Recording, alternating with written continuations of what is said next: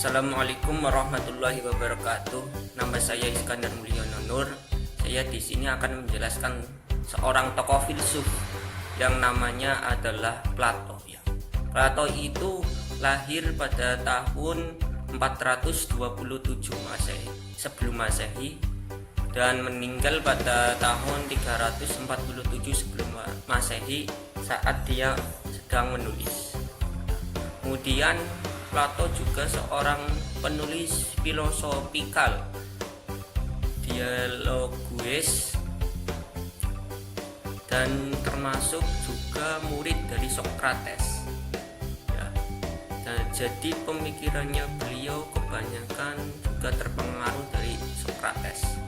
Selain murid dari Socrates, beliau juga termasuk guru dari Aristoteles, seorang tokoh filsuf yang terkenal di dunia sampai sekarang.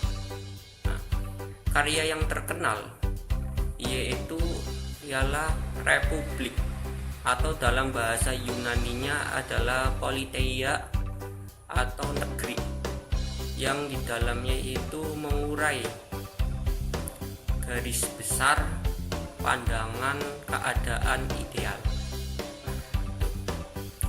Beliau juga pendiri sekolah tinggi pertama di dunia, yaitu dari akademik Platonik yang berada di kota Athena. Beliau juga menulis hukum dan banyak dialognya, yang terutama itu dialognya itu yaitu banyak membahas tentang kepribadiannya gurunya sendiri, yaitu Socrates. Dan beliau juga mempunyai perumpamaan yang termasyhur, yaitu perumpamaan tentang orang di gua. Ada dua hal yang harus diketahui untuk mengetahui karya-karyanya Plato. Yang pertama yaitu bersifat sokratik, yang kedua itu berbentuk dialog.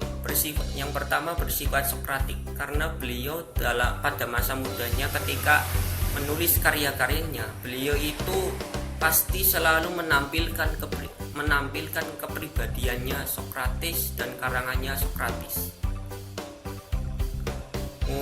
Dalam topik utama karangannya,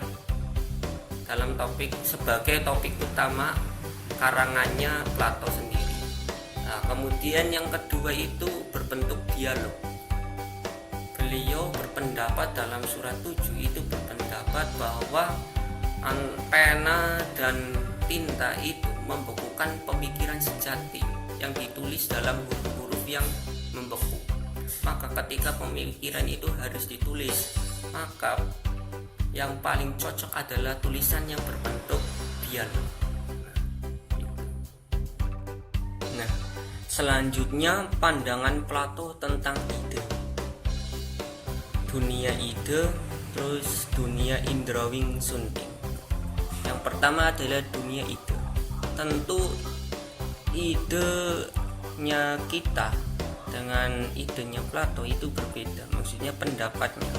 Kalau menurut seperti kita orang-orang modern, ide itu suatu gagasan atau tanggapan yang berasal dari dalam pikiran kita. Sedangkan menurut Plato, ide itu tidak diciptakan oleh pemikiran manusia. Ide adalah dunia yang melampaui manusia. Ide adalah citra pokok dan perdana dari realitas non material, abadi, dan tidak berubah. Ide itu sudah ada dan berdiri sendiri di luar pemikiran kita.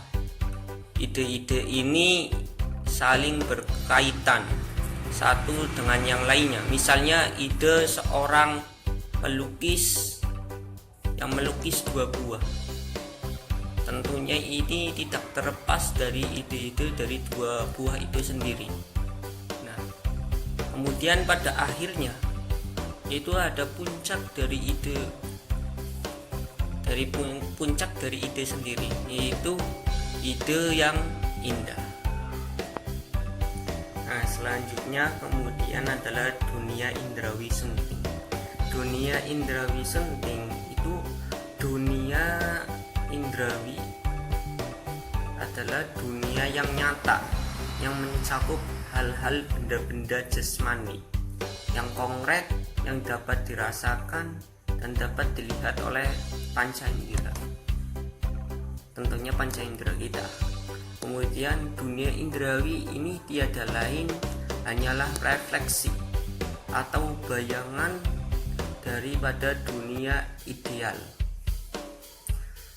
Suatu selalu terjadi perubahan dalam dunia indrawi.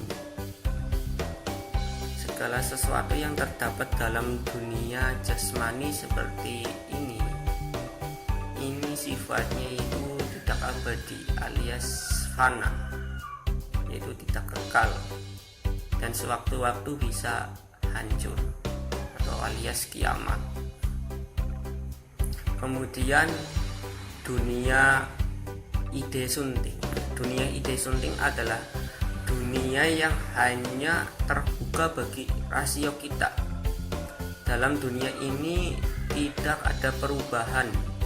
Semua ide bersifat abadi dan tidak dapat dirubah. Hanya ada satu ide. Semuanya sangat sempurna. Hal ini tidak hanya merujuk kepada barang-barang kasar yang bisa dipegang saja, tetapi bisa saja mengenai konsep-konsep pikiran hasil buah intelektual, misalkan saja konsep mengenai kebajikan dan kebenaran.